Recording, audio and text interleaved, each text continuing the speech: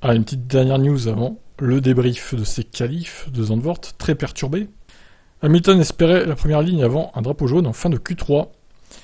Alors, effectivement, bon, dommage qu'on n'ait pas pu voir à quel point il aurait pu améliorer. Première ligne, je sais pas, parce que c'était quand même très serré, les 3 premières places. Mais il aurait clairement pu se rapprocher. Après, bon, est-ce qu'il aurait fait la première ligne, je sais pas quand même. On ne saura jamais, malheureusement. Je suis heureux que la voiture ait repris vie ce week-end. C'est réjoui Hamilton en Q1 et Q2, nous étions à un dixième des Red Bull à chaque fois et j'avais espoir de pouvoir me battre pour la première ligne. Mais c'était pas de chance avec le drapeau jaune de Pérez. À croire que c'était fait exprès, n'est-ce pas? Nous sommes parvenus à réduire l'écart sur un tour et j'admets ne pas vraiment comprendre pourquoi. Mais j'espère que ça signifie que nous serons plus proches en course. Si c'est le cas et que nous pouvons nous battre contre les 3 gars qui sont devant moi, ça serait fantastique. Russell a pris lui la 6ème place derrière son équipier et Pérez. Pas génial pour être honnête, la voiture s'est bien comportée. Tout le week-end, j'ai eu un pressentiment très intéressant après les libres 3. Mais ça n'a pas vraiment cliqué pour moi. Je ne sais pas vraiment pourquoi. Ouais, mais il améliorait encore plus qu'Hamilton.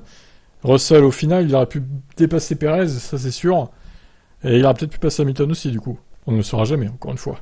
En fin de compte, c'est un manque de performance en Q2 qui m'a coûté un peu en Q3, parce que nous avons dû prendre un deuxième jeu de pneus. Je n'avais plus qu'un jeu disponible en Q3, évidemment, avec le drapeau jaune. Je n'ai pas pu faire mon tour correct. Un peu frustrant. Russell aperçoit tout de même le côté positif de la performance du jour. Je ne vois aucune raison pour laquelle nous ne pouvons pas nous battre pour le podium. Notre voiture est bonne en rythme de course également. Bon bah enfin un week-end bien pour Mercedes. Alors est-ce qu'ils vont vraiment pouvoir se battre pour le podium à la régulière? Il y a quand même les 2 Ferrari puis Verstappen. C'est pas simple, hein, c'est pas simple. J'ai hâte de voir la course que ça va donner en gros, pour résumer. Allez, ciao ciao.